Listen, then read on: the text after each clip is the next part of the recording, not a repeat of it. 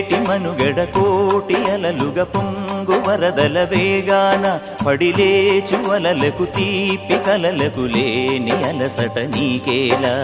నల్ల నల్ల నీళ్లలోన ఎల్లకిల్ల పడ్డట్టున్న అల్లో మల్లో ఆకాశాన చుక్కల్లు అమ్మాయంటి జాబిల్లమ్మ అబ్బాయంటి సూర్యుడమ్మ ఇంటి దీపాలవ్వాలంట దిక్కుళ్ళు ఎవరికి వారే